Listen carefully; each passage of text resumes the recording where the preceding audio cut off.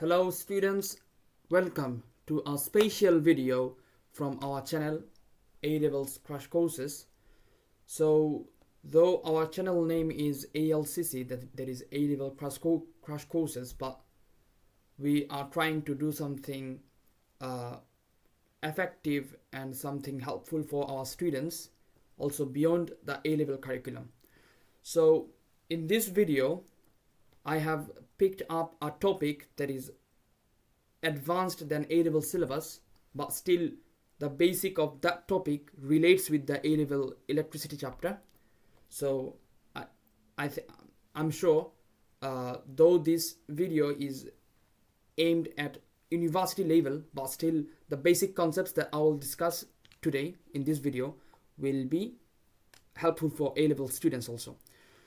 So basically, if you see the headline, the name for this video, it says Thevenin's and Norton's theorem. So basically it's a theorem.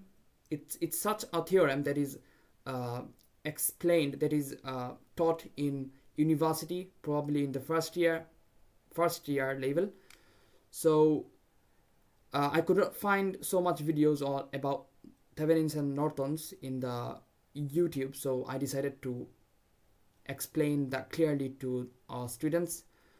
So what I have planned, I'll explain from the basic, like I will relate the things that you learned in A-Levels or your high school with the university level. That is, like I will relate the Ohm's law, the Kirchhoff's laws, the laws that you learned in your high school, to proceed to let you understand the advanced level, that is Thevenin's and Norton's theorem. So I hope you will find the video useful for you and also for your university courseworks for the first year.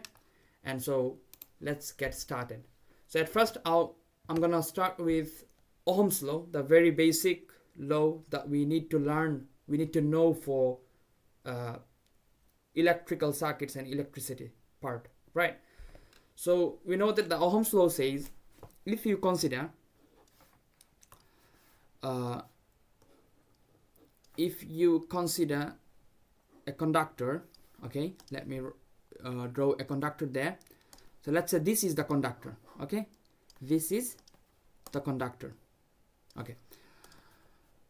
So the Ohm's law says the conductor is a resistor with resistance, let's say R, okay. So the Ohm's law says at a fixed temperature, okay, at a fixed temperature, the potential difference, sorry, the current flowing, okay, flowing through a circuit, through a conductor, sorry, I haven't drawn any circuit there, I have drawn a resistor, that is a conductor, okay, flowing through a conductor is directly proportional to the voltage difference across its two ends, okay. So let's take two ends. This is one end of the conductor and that's the another end, okay. So let's say the current flowing is I, okay. So if we connect a voltmeter, definitely this conductor is a part of a circuit, but I didn't draw the circuit, just I'll explain the Ohm's law and then I'll explain the Kirchhoff's law for voltage and current in series and parallel circuit, and then I'll explain the Norton's and Thevenin's law, the Thevenin's theorem, so that you can relate your known laws like the Ohm's law, the Kirchhoff's law with the Norton's and Thevenin's theorem, okay. So that will be easier for you to understand, okay. So that's the voltage, that's the PD. We say PD basically because this is across a resistor. When the voltage is across the resistor, this is basically potential difference. Okay, so we learned these from A levels, right?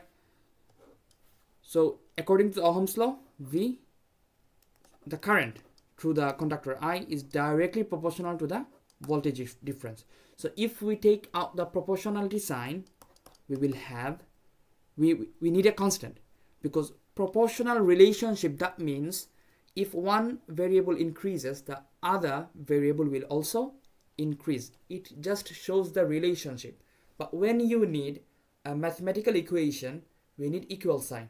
So when you put equal sign there, either sides, the right hand side, the left hand side must be equal.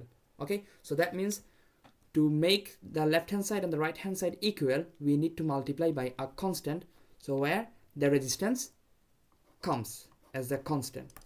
Now the question is why the resistance is constant. Okay, if you look back at the Ohm's law, if you will see clearly at the beginning, the condition says at a fixed temperature. That means temperature is fixed. So at a fixed temperature, resistance is also fixed, that is constant. Okay, so that's how the resistance is constant in the Ohm's law. Like we put the, when you take out the proportionality sign, we need to multiply by a constant. So this constant comes here as 1 over R, and that's the Ohm's law. And from the Ohm's law, we get the equation V equals to I, that is current times the resistance. And that's the equation we will need to solve, like to find current or voltage or resistance in the Norton's and Thevenin's circuits later on. Okay.